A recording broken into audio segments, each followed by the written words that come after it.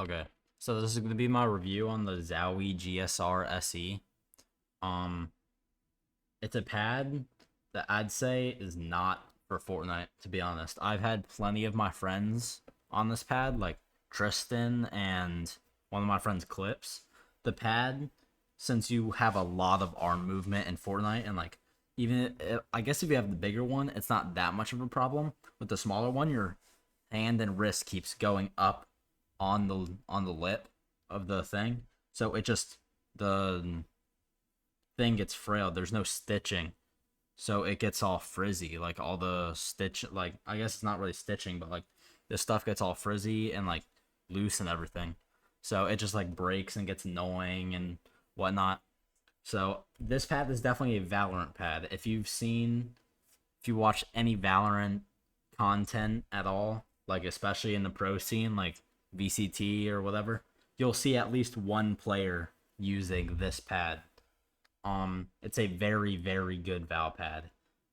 It's like on the side of speed, but I guess it could also be a control pad. It's I'd say it's a hybrid type of pad, to be honest. At least from what how I feel. I don't know what type of pad. It definitely is leaning more on the side of speed. If you have to classify it, it is a speed pad. Um, it's a really good pad for Val. I used it for a couple weeks. My aim was really good, but the zero just can't compete with the zero if I'm being honest. But it is very good for Valorant and any type of FPS games like that. For Fortnite, it's still good, but it just breaks. Like my friend went through 8 of them in 1 year when he only played Fortnite. So the pros of this pad, um, glide. It feels like I can't tell you how perfect the glide feels. It feels like amazing. The stopping power is really good too. Like everything about the glide and the actual feel of the pad with the mouse feels very, very good. Um that's about the only pro I'd say to the pad though. I'd say there are more cons than pros just with the technical things. So, again, what I was saying, if you're moving your arm at all, you're gonna feel this lip because of how thick the pad is and the no stitching. You're gonna feel that when you're moving your arm more in Fortnite than Valorant because you're making micro adjustments or like certain flicks, but you definitely still feel it. Um, how it comes up or comes like packaged. It is rolled in like a square cardboard box. Like I don't have the box anymore, but it comes rolled up.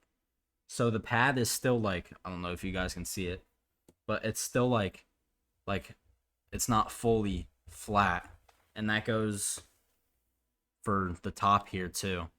And it's just really annoying because the first like couple days it was literally all just making the pad like flat and like it's still not completely flat. Like it doesn't really affect anything. It's just annoying. Um there is a bigger size which would probably fix the issue. Also, you can just play with your with it on the edge of the desk. But I really can't play with that like that cuz I have my arm up here.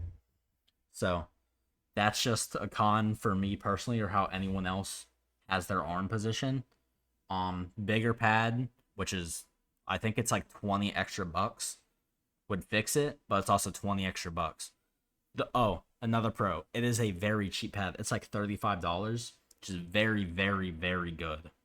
Um, if you want to spend an extra $25, I think it's like 55 for a bigger size pad. Like if you watch my last review on the Artisan Zero, it's around that size, which covers probably this whole entire like frame of the desk, like right here. Um, it's like $55. Well, I honestly probably should have bought in that because I definitely use this pad a lot more. But other than that, it's a really good pad. Should you buy it? If you're on a budget and if you want to get the bigger one's 55. I'd personally just get a zero from JP Gaming on the shop app for $55. It's more like 60 plus tax and shipping and whatnot. But I'd probably just get a zero for 55. If you're on the budget, you have $35. This is definitely one of your top options. I'm not gonna lie. This is a very, very good pad for $35. The rating, I'll probably give it a 7.5 out of 10. It's not my favorite pad just because of like all the like issues with it. Like besides the glide and how it feels amazing. My aim is good on it, everything, but I just can't get over how my arm feels when like moving around it and like it not being flat. And that's about the only reason. It's if it fixed those, if it had decent stitching, and probably should have just gotten the bigger pad again. So if I had the bigger pad, it'd probably be around an 8.5 or a 9. But for this size, I guess 7.5.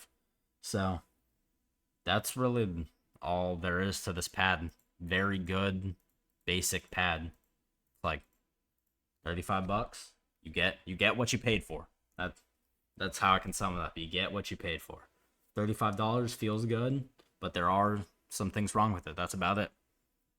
Thank you for watching, guys. I'm definitely doing a lot more reviews. I have like 8 more mouse pads. Actually, probably more mouse pads to review, and I have a lot more mice coming. So just stay tuned for those reviews. Thank you for watching, and have a good night or good evening or good afternoon or whenever you guys are watching. Thank you, guys.